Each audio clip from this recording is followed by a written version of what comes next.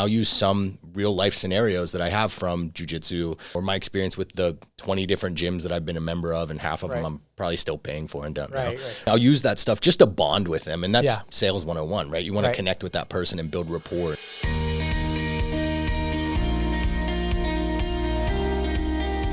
Hey everybody, James Shepard here with another edition of the Merchant Sales Podcast. I'm really excited about this one. If you are interested in the future of payment processing, and we all know what that is, it's integrated payments. You know, there is a very specific sales process that takes place when you're selling software and payments as a bundle. One thing I've learned in scaling up full stack payments is that it's actually very difficult. You know, I talk about this in the interview coming up, but you know, it's a challenge to work with these software companies to figure out, okay, who's doing the demo? How are we putting this together? And so I'm actually interviewing somebody on my team that many of you already know from his days at ISOAMP. His name is Rob Kyle. And Rob is now selling Gymdesk and another software for us, meaning that, you know, as agent leads come in, he does the demo and then he hands it off to the ISV, to the software company once he closes the sale. But he's bundling the software and the payments. And so he and I just kind of have a, you know, freewheeling conversation about what does this new sales process look like with integrated payments where we're bundling software and payments together. And I think you're going to get a lot of really cool tips out of it. And also a better understanding, hopefully, of how full stack payments works and how you can generate residual income by sending leads over there. Obviously, I own full stack payments. I'm the largest investor. We have other capital partners as well, but I'm the largest investor in the company to have a controlling interest. So I'm obviously very biased. I think it's an amazing business. I think all of you should have the full stack payments app downloaded on your phone at this point and be using it actively. But you know, I always like to point out that the interview is something that I have a vested interest in. Also, I want to point out our sponsor for the podcast, which is Nativia. You can always head over to nativia.com/ccsalespro and check out everything that Nativia has to offer. They're an amazing partner. Full Stack Payments is using Nativia. So as you're hearing about all these amazing things that we're building, all these integrations and all that, we built all of that on top of Nativia's platform, obviously with our own tech stack and all of that. But we're using you know, them as a partner to build all of this stuff out, and they've been fantastic to work with. So highly recommend them if you're looking to build and scale a payments company. So with that being said, let's dive into this interview. And after the interview, I've got Patti Murphy joining us for Today in Payments, giving us 4 news stories about current events and things happening in the industry. Make sure and stick around for that as well. Hey everybody, I am here today actually in the studio, which is a little unusual for me on the podcast. I got Rob Kyle here. Rob's you know, one of our employees here at Full Stack Payments. So Rob, thanks for joining us today. Absolutely, man. I'm glad to be here. Yeah. So give us your story, man. I want the audience to kind of hear a little about Rob Kyle. What was your journey like to get to what you're doing today? Yeah, man. So I've known John and, you know, Matt, who was with ISOAMP at one point and then kind of went on to CC Storage. So I've known them for a while. And John and Matt were telling me they needed somebody that kind of would come in and do some stuff with ISOAMP. And, you know, then I got to meet you, right? And it was like, all right, James, I would love to do this. And I even remember in my interview, I didn't really nail it, right? Until I was kind of telling you that I've been in sales before, and you were like, okay, give me that experience, right? Right. And I was like, well, when I was, you know, 17 to 19, we sold steaks door to door. So it was like fresh out of high school, and like at the end of high school, we would, you know, pile into a van, drive around, knock on random doors, and I'd hit them with the, you guys like to eat good steaks, right? Yeah. And they'd be like, yeah, I guess so, you know? And I would just go grab the steaks, show them on the front lawn, you know, close the deal, do all that kind of stuff, right? And we only got paid if we sold the steaks. Yeah. So I remember you telling me this story because I remember feeling like the interview, I was kind of like, oh, you seemed a little stiff. You're a little nervous. I was kind of like, I don't know about this guy. Yeah. And then you're like, yeah, I sold steak door to door. And I was like, okay, if you sold steak door to door, I mean, you could probably sell anything. Sure. You know? Sure. And then, you know, so I got trained up on ISOAMP and just kind of took that and ran with it. So I was doing that for, well, about a year and a half, right? And then we eventually launched the lead gen program. Right. And you were like, hey, I want you to sell this. And I was like, let's go. You know? So we jumped in that. John and I were doing that originally. And then, you know, John kind of made his exit. And it was just kind of me and then Khalil, right, at one point. So we were just going through selling lead gen to everybody that we could and anybody that we could and trying to grow that program. Right. And then, you know, obviously you guys brought me out of that into full stack payments to kind of initially reach out for ISV partnerships, right? And that's what I started doing. So then it was like a whole process of trying to find the ISVs, meeting with them, talking to them, convincing them that we were the future and they needed us, right? And, you know, then getting them on the calls with John and yourself and myself, and we were just kind of going through everything. And that's pretty much what led us to be here today, right? Yeah. It's really interesting because your experience, you've seen so many different sides of the business because, with ISOAMP, obviously working with the ISOs and agents on statement analysis and proposal generation, then the lead generation, seeing kind of that marketing side of the sales teams. Absolutely. Then talking to software companies about integrated payments. Yeah. That was a slog too. I mean, you did that for quite a while. Give the audience some idea of how many ISVs you reached out to get our initial, whatever it was, 5 that we had. Probably around 4,000. Yeah. Maybe more, right? I think I stopped counting whenever I got to 4,000. I was like, okay, we're just going to keep going with this. Right. And one of the other interesting things about, doing ISOAMP specifically was I spent so much time talking with agents, with ISOs, and with all these different people that were out in the field doing this day to day. Right. And one theme just kept coming up, and it was that they were losing deals continuously to integrated solutions. Right. And they would tell us this every single day. Right. And it's like, we need to figure out a way to beat it. And, at the time I didn't have a solution for them. Right. And, so that was always very interesting to see it all come full circle. Right. And now we're providing that ability for those agents. Yeah. And I think it's interesting because people always underestimate how hard it is to start something from scratch, right? Especially something where you don't already have built-in distribution. So the ISV was an example where I knew we could get hundreds of agents, thousands of agents to do something with full stack payments. Yeah. But it was but how do we get the ISVs? Because they don't know who we are. They don't understand what we can do. Now it's we're turning ISVs away on a regular basis because we don't want anymore. Yeah. But at least not on the distribution side. Right. But it's initially to get those first 5, it's a big lift. Sure. Then of course you moved over onto the side of what you're doing now. So tell the audience a little bit about what you do now, and then we're going to get into kind of the sales process in terms of, what this integrated payments process looks like. Yeah, absolutely. So, once we decided that we had conversations a few times, right? About could we bring any of these partnerships in-house? And if we did, what would that look like? And eventually we brought Simple Spa in-house initially. That was the first one. Mm-hmm. And I remember it's hilarious, right? So we had a training on Friday. It was John and I. We had a 1-hour training. Right. I didn't look at it again over the weekend, right? I was like, okay, I'm going to, just unplug for the weekend. Monday comes around. I have a demo at 4:30. Right. Well, I have all my other responsibilities still too. So I'm going through my day, doing all my stuff. And then I'm like, it's 4:00. I have a demo in half an hour. I should probably look at this again. Right. So I just took half an hour, ran through it real quick. I was like, let's go. Right. So we jumped on the call. First one, closed it, sent them the merchant app. They filled it out. We got it approved. We got them their term. We got everything set up and ready to go. Right. And that was whenever we were like, okay, there's probably something here. Right. I went on to do that for a couple weeks, and pulled a decent amount of them over the line. Right. And then, we started exploring what other things can we do. Right. Yep. And we decided that we were going to try this with Gym Desk, and we talked with them. They were excited about the idea. Right. So I went in. Now that software is a little bit more complicated. So I had to have, a little bit more training and some more time with it and everything, which they were really great about helping us out with that and, coordinated really well with my schedule to do it. Right. But from there, one of the first things I did was I went back through and kind of just touched base with some of the agents that had sent deals in before, and we had a couple of them that were pretty close, but one of the big things that was holding it back was the payments conversation, right? So my first intro to getting Gym Desk demos going was reaching out to already done demos and basically talking to them about the payment side. Right. And the reason for that is some of the Gym Desk deals that we had needed to change their door locks and different things like that. There was an investment involved. Absolutely. Yeah. And it was, sometimes $5,000, $6,000, depending on what it was. Right. But what people weren't realizing is we're going to save you $15,000 on the payment processing. Right. So that makes it a no-brainer, right? And once we explain that, then it's like, oh yeah, let's do that. Let's do that. And that's pretty much where we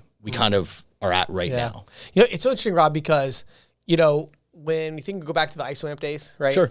And to me, when we were building that business up, and of course that's still a thriving, growing business that I own. Yeah. But when you looked at that side, for me, there was always this issue of why isn't anybody bringing the agents and the ISVs together? It seemed like such an obvious, it's like somebody has to solve this problem. Sure. And I feel like now that we've been doing full stack payments for over a year, I think we now know why no one's been doing it, right? And it's because I would agree with that. It is insanely difficult because there's all these barriers you don't expect. In my mind, initially with the platform, we had this very frictionless experience, and it was going to be oh, we have ISVs over here. They do everything. All we do is send them a lead, and then we got to wash our hands of it, and then we just wait for the residual check. Sure. Nothing could be further from the truth. And this is not necessarily the fault of the ISV. It's just, there's issues here where ISVs don't understand payments. Sure. A lot of them don't understand equipment deployment or any of these things. And the other problem is they don't understand at all how to bundle the payments and the technology conversation together. Correct. Which we're going to talk about a lot. And so what we found, it was like we keep taking over little pieces of it to bring things in-house, because leads that come from agents through the app are just different than leads that come from Google pay-per-click ads. There's a different level of intent there. That's a different type of conversation. Most software companies just aren't good at having that conversation, right? Yeah. And so, I think as we've taken more things over and taken more control of the process, now that we're seeing those numbers really start to scale up quickly, it's really exciting to see people like yourself. And of course, I know we hired Rusty, I'm going to have on the podcast here soon as well, that we hired to do the Simple Spa ones, and Nick on Defender. And so we're hiring all these people to take these things in-house. And I think we're just seeing much better results, from that rather than the ISVs trying to handle everything themselves. Yeah, absolutely. And, I couldn't agree more with, it's not so much that they don't know how to sell it. To me, it's kind of that they are used to a certain type of lead coming to them, right? Right. It's not as much a generated lead as much as it is someone's looking for software for their gym. I'm opening a gym and I'm trying to find a software, right? And I go online and I look it up and I look at reviews and I go, oh, Gym Desk, this seems great. Right. I want to see what this is about, right? And then they get on there and they see it and they say, oh, I can use who for a payment processor? And they're like, oh, whoever you really want to use, right? Just connect to our authorized.net and you're all set. Yep, exactly. Yeah. And, for me, obviously our agents are sending us these leads, right? So the only option is you use full stack payments to get that merchant account, right? And with that being said, like, it's a lot easier for me to bundle everything into one conversation because I understand how the auth.net works. I understand how payments work. I understand what the pricing looks like. I understand the software, right? And I understand how to sell. I come from a sales background. So for me, combining all those things into like one very effective demo, I can also answer any of the questions that normally people avoid on the software side, where they say, hey, like, how much is my rate? What am I going to be paying? How does this work? Blah, blah, blah. And I can just go through and run through those questions with them. And there's nothing left in the air at the end of the call. Rather than saying, well, let's focus on the software and then I'll send you over to the payments people later. Sure. And it's like, you lose so much. Like in that transition, you just lose so much because now when that salesperson starts to call them about payments, what is there to talk about? All that you can talk about is rates and fees and negative things versus in the demo, if you weave them together, it works really well. But we're getting ahead of ourselves. So let's back up for a minute. So I want to talk about the sales process. So let's start at the beginning. Sure. So a lot of people in our audience may not even know what the full stack payments app is. I would think that they would, but maybe they don't. Let's assume they don't. Yeah. How do you get a lead? Can you walk us through that process? What does that look like? Yeah, absolutely. So an agent will download the app. It's just full stack payments. It's in the, iTunes or Google Play Store or whatever you're using. So you just download the app. You sign in, our agreement and everything's listed in there. So once they agree to that, terms and conditions, they can schedule demos for any of the software partners that we have. And when someone, let's say they go into a jiu-jitsu studio or a fitness gym or something like that, and they're talking to them, right? They can then, instead of selling them a terminal, because most of the time those gyms are not going to need that, right? They want something to run their business. They can schedule them a demo and it's going to come straight to me. So as soon as you put that demo through the app, I get an email notification. The first thing that I'm doing is I'm picking my phone up and I'm calling them, right? So whatever time you schedule the appointment for, I need to confirm that time and I need to make sure that it also works with my schedule, right? So I'll call the merchant, I'll talk to them, just get to know them a little bit. Want to know about their business. I want to know, what they're currently using. I want to answer any preliminary questions, which I think is super important because sometimes people will agree to get on a demo and then they get a little apprehensive after they say that, right? They almost get buyer's remorse in a sense for getting on the demo. So whenever you go to get on, they're not there, right? Which is why you confirm immediately because they might say to me, well, how do you guys compare to MindBody, for an example, right? That's one that I get a lot. And it's like, okay, well, this is what we do differently. This is how we can help you where that's not helping, right? Or whatever the competitor would be or whatever the question is. I can answer it. And that gives them a little bit more confidence. Plus, we get to have like a moment of connection, especially if it's something like a jiu-jitsu gym or a weightlifting gym, right? Where those are the only things I do outside of being with my family and being at work. So when I talk to them and I get to know them a little bit, that increases the chances dramatically of them getting on the demo in the first place. Yeah. So that's really where it all kind of starts. And go back for a second to, like, you mentioned when you get the lead, once you see that, hey, a new lead has been scheduled, you're trying to reach out to that pretty quickly. Sure. What's the rationale behind that? Have you seen a big difference in terms of the importance of like reaching out quickly versus waiting a day or waiting an hour? Yeah, absolutely. I mean, in my opinion, you got to strike while the iron's hot, right? So when you reach out right away, I would say that they're probably 6 times more likely, just based on all my experience doing software demos, right? Yeah. They're about 6 times more likely to just get on that demo at the scheduled time. Right. Now, the other important thing with that is they're still thinking about Gymdesk in this scenario, right? Or whatever software partner we're using. It's like they're thinking about it in that moment. Right. So whenever they're talking to you, it shows them a couple of things. In my opinion, it shows them that, 1, we're on top of it, right? 2, it represents full stack well, right? Because the agent's representing full stack payments whenever they go in there. 3, it represents the agent themselves well, because they tell you that something's going to happen and then it does, right? And again, that just builds a little bit of credibility right in the beginning, and it kind of helps that merchant be excited about it.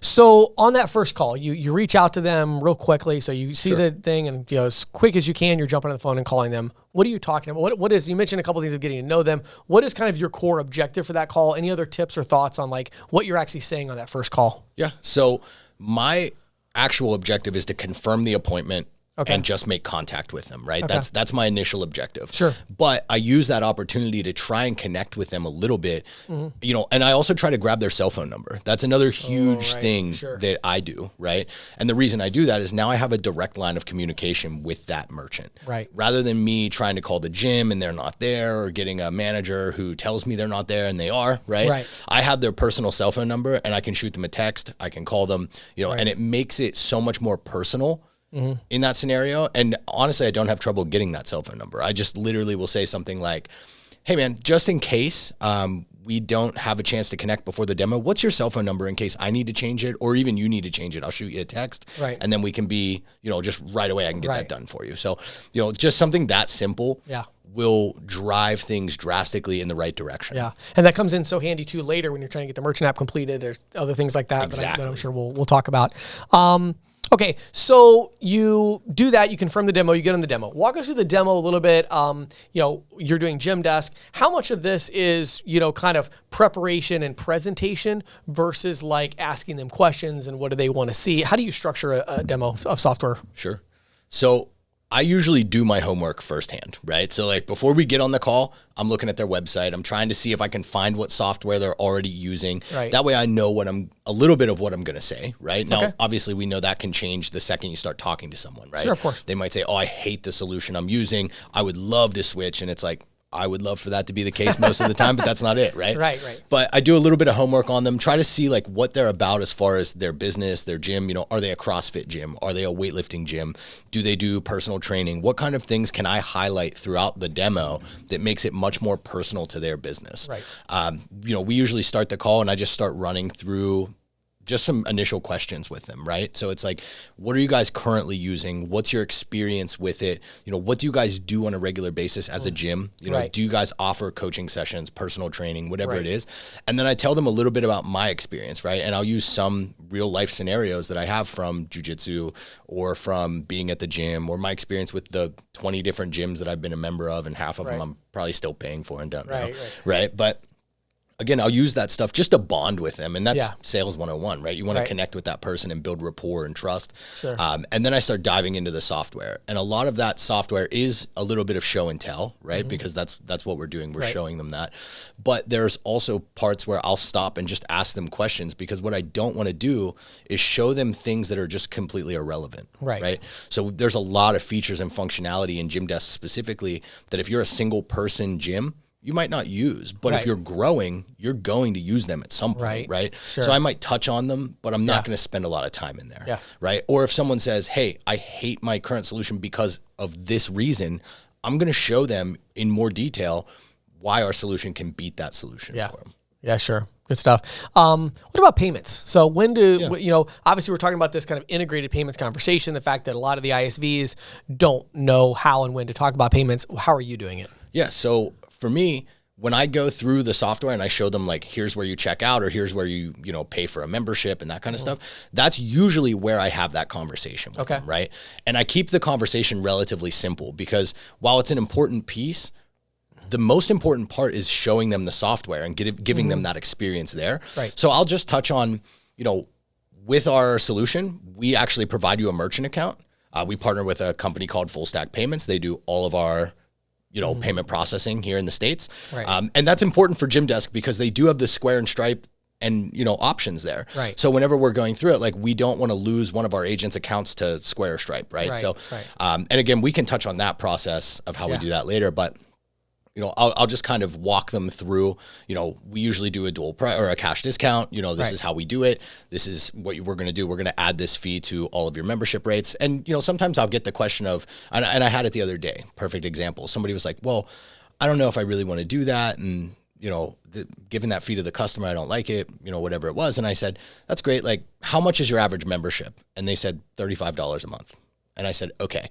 So I did quick math with them right there on the call. And I was like, they're going to pay $1.50 extra, one time a month whenever they slide whenever their card auto runs. Right. And he looked at it and went, never mind. I didn't realize it was only $1.50. Right. And at that point, that guy was completely bought in. Right. And he was like, great, like, let's do that. Right. And I was like, all right, cool. Like, let's do that. Right. And at the same time, I'm not going to lose a deal over the pricing, right? If we need to do a traditional pricing, we can absolutely do that. Sure. Okay. Let's talk about closing the sale. So we want to get the initial yes. Sure. How do you do that? What are your closing tips and tricks? So one of the things that I like to do is, as we're going through that, I ask them a ton of yes questions throughout the demo, right? I'll pepper them in very simply. Oh, you did that? Yes, I did. And it's like these things where I'm like, now, do you think this would be something that's useful for your business? Yes, I do. Okay, great. Are you following everything that I'm showing you right now? Yes. I try to avoid questions where the result answer is no, right? Which is just a simple sales tactic, right? But as we're going through that, I try to get them working on the yes. I make sure I cover all of their objections, right? And at the end of it, I'll literally ask them, so what do you think? Like, what are your thoughts about the software? Right. Right. And they'll start diving into it. And if there are objections, that's the point where they're going to start coming out. Right. Okay. And if they do have something, then I'll start diving through it and working through it with them and just solidify that. But then, when I end it, I say, here's the next steps, right? I'm assuming they're already going to do it. So I give them the next steps. Like, we're going to get you a merchant account first. And the reason that we do that is because everything in our software is predicated on you getting payments or taking payments. Right. So once I do that, I'm like, listen, here's the rates. We're going to send this over to you right now. If you have 10 minutes right now, I'll actually walk you through how to get this done. Right. And if they do, I'll sit there on the call with them and I'll email the merchant application over to them and I'll just walk them through it step by step. It's not a complicated merchant app, right? But at the end of the day, sometimes it makes them feel better to do that, right? Oh, and, absolutely. If they tell me, oh, I have to take this back, and talk to somebody, okay, we can do that. But at the end of the day, if your partner is going to be saving 15 grand a year, what do you think he's going to tell you? Right. Well, he's going to tell me yes. Okay, great. Let's get this process started. Right. So again, it's like, I'm just assuming that they want it every single time. Yep. And then, we'll do regular follow-up if for some reason we can't get it done. That's okay. But yeah, I love that too. And I think it's so important because in sales, you're always trying to build that yes momentum. Sure. With software, it's a lot easier to do that because there's just so many things that you can point out. Like you mentioned of, hey, would your business find a use for this? Are you tracking with everything I'm saying right now? There's a lot of things you can get that yes to. Yeah. To where at the end, like you said, assuming the sale. I feel like most successful salespeople assume the sale. I don't know. That just seems to be the way it goes. There's a certain amount of kind of confidence of almost like, it's like, if I didn't think they should buy it, then at the end of the call, I'm going to say, this isn't a good fit for you. Sure. If I know it's a good fit for them, why don't I just assume the sale? I'm going to assume I've shown them that I believe it's the right decision for them. Why don't I just assume that they're going to make the right decision? Exactly. You know what I mean? And that's really what it comes down to a lot of the time is just, when you assume that sale, they're assuming that they're buying it too. Right. So, yeah, I love it. Okay. So, two other questions here. So let's talk about the partnership with the ISV. So, okay, we have this Gymdesk relationship. Obviously, Gymdesk, very successful company. Yeah. Tons of great features. A founder who's also, I believe, jiu-jitsu or some kind of martial arts. Yeah, he was a jiu-jitsu black belt, and then he basically designed it for jiu-jitsu schools, and then eventually saw this massive opportunity with gyms, expanded it out. Sure. So you're now, working with them. Because a lot of agents have these software relationships. They don't really know how to deal with it, right? How are you doing this? How are you keeping them in the loop? When are you doing the handoff? Like, give us any thoughts you have on just kind of working with a software company. Yeah. So, I'm dealing with, some of their top salespeople, and now they're setup people as well, right? Right. And one of the things that I really like to do with them is just keep them updated every step of the way. So the one contact that I'm specifically working with, he's a little bit higher up there, and I just work with him every day. So it's as I'm doing these demos, it's like, hey, I have one that's going to be ready in 2 days, right? And on our side, one of the big things that I do is I actually get their auth.net, like their merchant app completed, get their auth.net set up before I even make the handoff. And then what they're doing in return is they're plugging that in for the merchant whenever they're building their account for them. And what that does is it stops that merchant from going, well, I already have a Square account, so thank you for showing me this software, and then we don't get a merchant account out of it. So once I get the auth.net credentials set up, and I'm in contact with the business owner as well, because I need those credentials sent so I can get them to Gym Desk. So once I do that, they work with them. They actually have a 3-step onboarding process. So they have a little bit of a slower, we've got the merchant app completed, now we're processing. So there's a little bit of a slower gap in there for Gym Desk specifically, because they have a 3-stage onboarding process, right? They'll do the first onboarding call with them, and they'll just get to know them, start working with them, get their account paid and taken care of. Then the second one, they do a much more in-depth. So if there's like data transfer or anything like that, that's where they do that. So they'll work with them together with the merchant, which I've been a part of a few of these now. Just sitting on there, giving the merchant some comfort too, because I'm the person that's been dealing with them, Then the third step, they get an actual relationship manager that is designed specifically for their account. So that relationship manager is their go-to person while they're using it, while they're getting used to it, while they need help, And of course, I'm always available if that merchant needs something specific. I'll help them too. But love it. Yeah. That's great. Okay, great. So, I mean, I love this. This is awesome. All these insights are really good. I think the audience is going to enjoy that.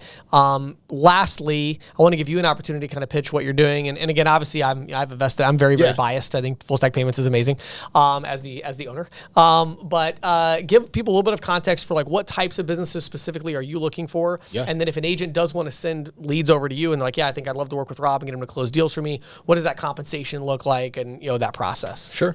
So everything that we do is through the Full Stack Payments app. So any agents out there, you can just download the app. Again, it's in the Android marketplace. It's in the iTunes. You just download it, sign up. Once you send that demo to us, we're going to start working it. You get paid $100 upfront bonus for every demo complete. So at the end of the day, that's our way of saying thank you, right? It's like you're doing this work. You're out in the field. You're trying to get these things done. Not every single demo that we do turns into a merchant account, right? And that is the reality. What is your conversion rate right now of good demos? If you have a qualified prospect and you do a demo, what's the closing rate? I would say about 60 to 70% of the time we get the merchant application completed and we get them over to Gym Desk, right?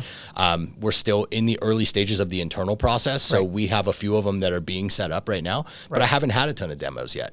I would say right now, I would be willing to bet that I'm about 70%. On that. And Gym Desk being one of our newer partnerships as far as us in-house. Taking it in-house. You just took it in-house. But I think it's really cool. And again, those percentages are tracking on the Simple Spa side. They're tracking on these other partnerships. I think that 50% plus closing rate, I think is pretty solid. And again, we're paying that $100 demo completed bonus because we recognize that the agent is doing a handoff here. Now, we'll talk about agent involvement in a second, but, the agent is doing a handoff, so they're not totally, it's not within their control to just close the account. There has to be that demo. So we want to pay them for what they're in control of. What they're in control of is getting you a quality demo where you're able to complete that demo with a decision maker. And as soon as that happens, here's your $100. We'll take the risk on waiting to close the sale, waiting to get the merchant app done, waiting to get the software set up, because it can take a little while on these integrated deals to get everything rolling. And then, of course, once they start rolling, lifetime vested residuals and all that. Last thing for you on that is working with the agents, right? What do you want to say to agents as far as like, they're not used to this. They go out and they sell somebody on a terminal. They do the whole process. They talk to them. They do the cost comparison. They set them up. They install the terminal. Here, they're really trusting you. They're working with you. How does that work? What does your partnership look like with the agent channel? That's a great question. So, initially when we were rolling this out, we were wondering how much agent involvement do we need? Do we want, all of that stuff? And what I'll say is, if you're an agent that's sending demos to me, feel free to be on that demo with me. Yeah. I don't mind at all, right? Yeah. Most of the time we're able to handle it ourselves, right? But there are situations where, it's your friend that owns this gym. Right. Well, if I send the merchant app and he's not responding to my text and we want to get that over the line, I'll shoot you a text and say, hey, James, will you let your buddy know, like, I sent the merchant application, or maybe you go over there and just kind of work with them on it, because maybe they're busy. Maybe I don't know their schedule. Maybe they're just not answering my phone call because they don't have the number saved, right? There's a lot of things that could happen. So in those scenarios, I have no problem reaching out to the agent. If an agent wants to be a little bit more involved, that's great. But the reality is, we've got it covered, for the most part. They can be as involved or uninvolved kind of as they want. And the other thing too that I love about the app is they get those push notifications. Yeah. Right. So if you send a demo to Rob, as soon as that demo is completed, you're going to get a push notification with a note from Rob. Hey, I completed this demo. This guy's excited. Yeah. So if you're not on the demo, you're going to know about it. You're going to get those notes, and you're going to see your bonuses are going to come through. That $100 bonus is in the payouts in the mobile app. The residuals are in the payouts. It's all in the mobile app. Everything is right there. One last thing I was going to mention, Rob, real quick is this is going to come out actually next Friday. Okay. And the Monday after that is when we're going to roll out the ISO program. Perfect. So if you didn't already register for that, definitely check it out. Look me up on LinkedIn. I've got a link on there for it as well. But if you're an ISO and you've got agents, you're like, man, we don't really have a great GEM software, and we'd love to, give our agents access to this program. You can do that, and you can earn an override as an ISO. So definitely check that out as well. So, hey, Rob, thank you so much, man, for jumping in here and taking the time. Really appreciate it. Thank you for sharing your experience with our audience. I love just giving them this value, because a lot of them are trying to figure this out right now. And as we said, it's not easy. Yeah, we've learned that first. It's challenging, right? But we're figuring it out. And as we go, I want to continue sharing that with our audience. So thank you very much. Absolutely. Thank you. So, James, the European Commission's antitrust enforcers are looking into the fees charged by Visa and MasterCard, according to reporting by Bloomberg. Really? Of course, yeah. Now, we know this isn't the first time that the card brands have found themselves in the crosshairs of European regulators. There were a series of probes a little less than a decade ago that resulted in a $648 million fine against MasterCard, and an agreement by both of the brands to lower the rates. I think it was credit card was 0.3 and debit interchange was capped at 0.2. Right. And I mean, to give our audience a little bit of context here, right? So we're talking again about Europe and their regulatory actions. And in the UK specifically, again, we're talking about, or I don't know if it's UK, but in the EU is like. No, it's not the UK, because the UK is now out of the EU. Union. That's right. I forgot about that. Right. But in the EU, it's 0.3% cap on credit card, no per item, just 0.3%.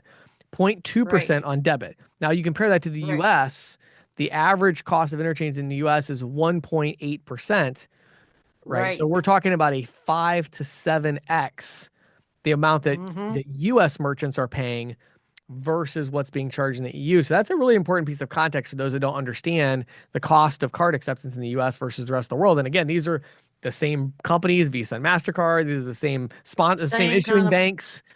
Right, same kind of merchants. I mean, so yeah, and also to put in the context, the European Commission is like the executive branch of the European Union. So it's their antitrust people that are sending out requests to market participants, that asking information about fees. The questions are said to focus on whether retailers have a choice in accepting Visa and MasterCard payments, what kind of value retailers are getting for those fees, and how transparent the fees are. Interesting. What's interesting is that the scrutiny follows comments by European Central Bank President Christine Lagarde. She said that the 27-member bloc needs to reduce its dependency on foreign payment providers. Wow, and that's really interesting. She pitched the rollout of a digital currency as a way to bolster sovereignty. I thought that was interesting. I had not heard about that before. I read this in Bloomberg, but wow, that is very interesting. Okay, all right. Well, there's one. What's our next one, Patty? Okay, our next one. This is an interesting one too. Well, they're always interesting, but U.S. banks, a new survey finds that U.S. banks are behind the 8 ball when it comes to providing instant payments to customers. Hmm. A survey of 300 senior payments professionals at U.S. banks found nearly two-thirds of corporate bankers experienced significant or overwhelming demand for instant payments from their corporate customers. Yet at best, fewer than a third of U.S. banks have signed on for RTP or FedNow, which are the two instant payment networks that we have here in the country. Right. The survey found that better than half of bankers said they feel either significant or overwhelming demand for adoption from both corporate and retail customers. Hmm. But here's the thing that I found really interesting. Red Compass is the company that did the survey. They said that the existence of Zelle, Venmo, Cash App, PayPal, and other wallet services has dampened U.S. banks' appetite for implementing instant payments. Hmm.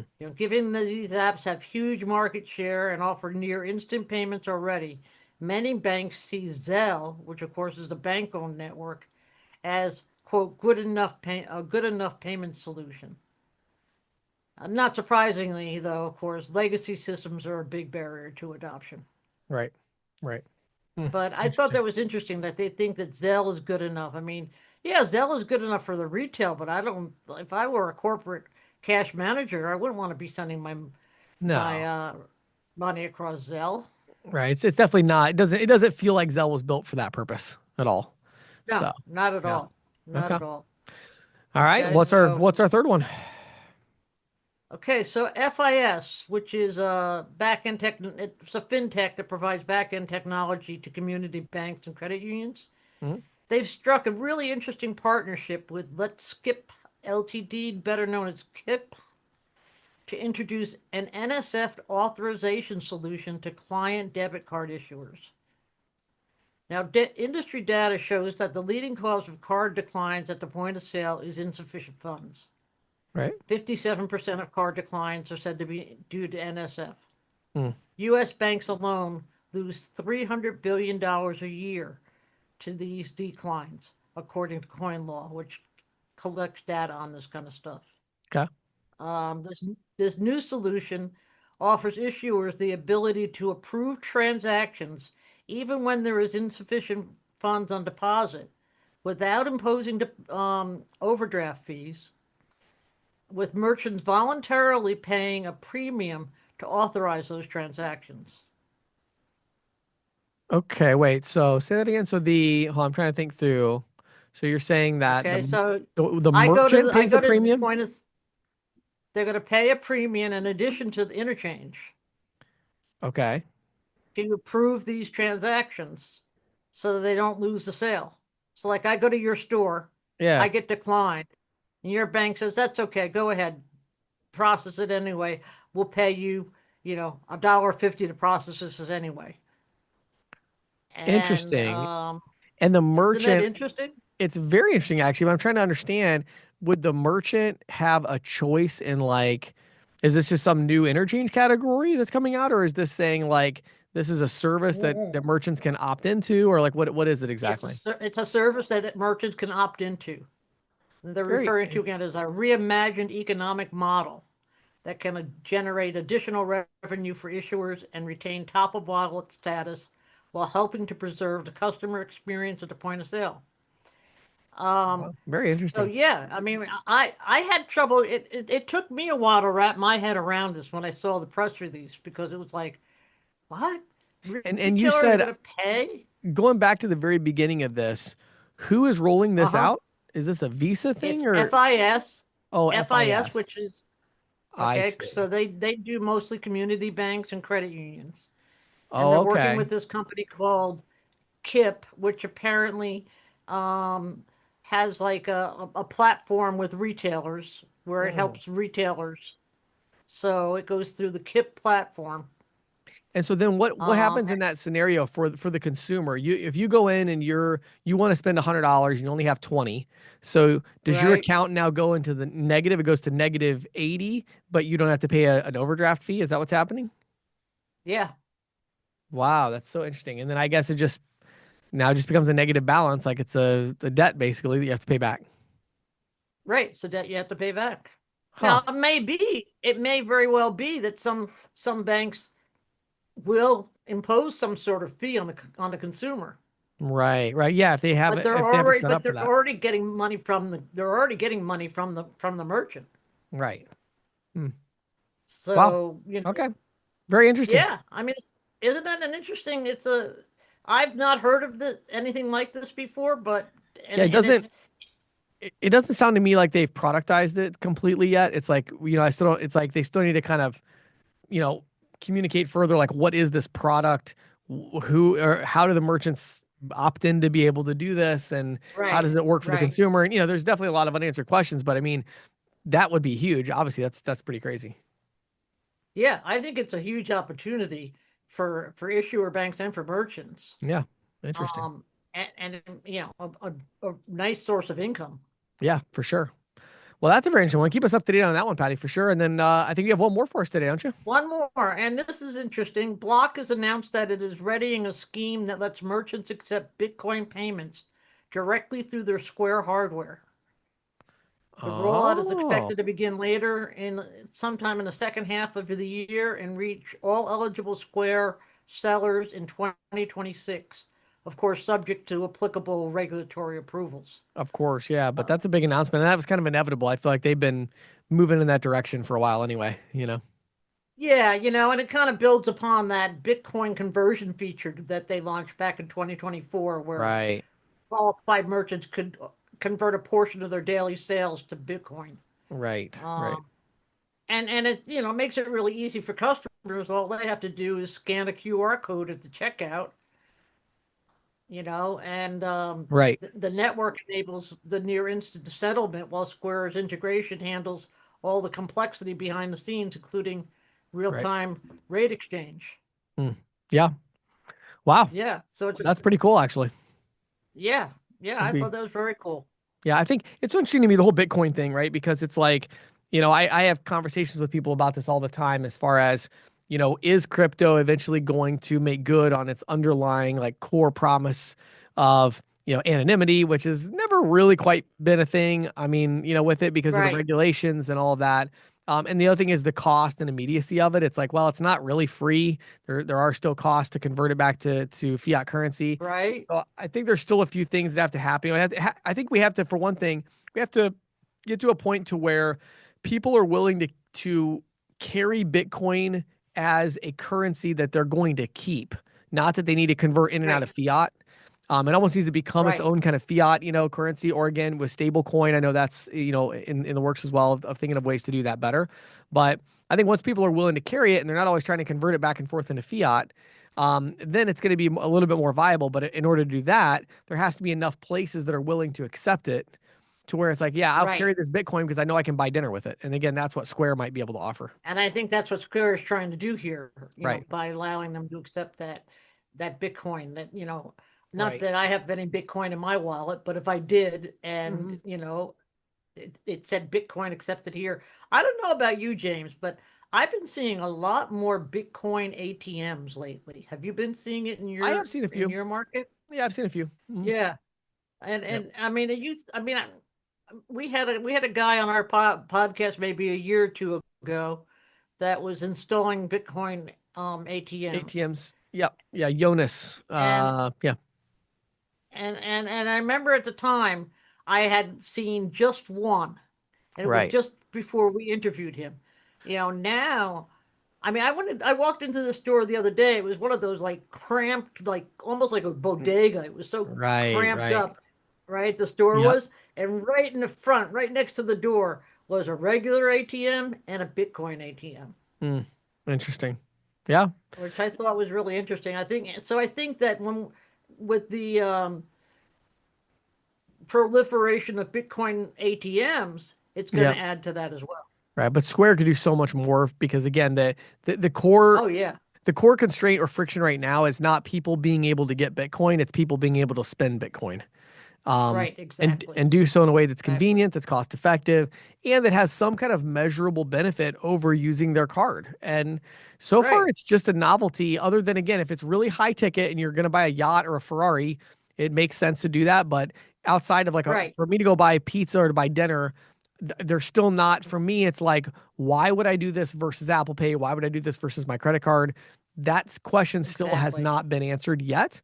And so I think there's a little bit of work left to be done there. But again, Square accepting, I mean, if they do that and, all of a sudden we've got whatever it is, I don't even know how many hundreds of thousands of merchants would instantly be like, oh, now we're accepting Bitcoin. That's going to change things. I think that is going to change things. Yeah. It's very interesting. I think that really is going to change it. But again, remember, on the back end, there's still going to be some conversion going on. So there's, Right. There's still a cost. Not going to, it'll be a cost. It might not be as high as interchange, but it'll still be a cost.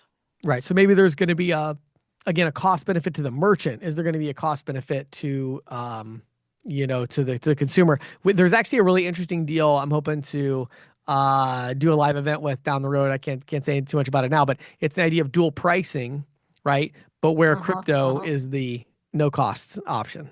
Pushing people to crypto. I've been waiting for somebody to do that, and if anybody does it, it would be you.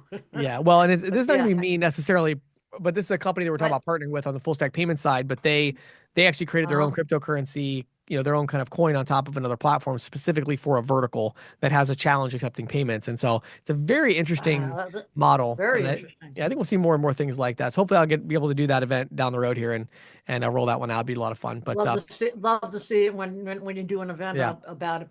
Please keep me in the loop. Definitely will. Well, thank you so much, Patty, again, for all the time you spend doing this research and putting this together for us. And thanks for keeping us up to date on Today in Payments.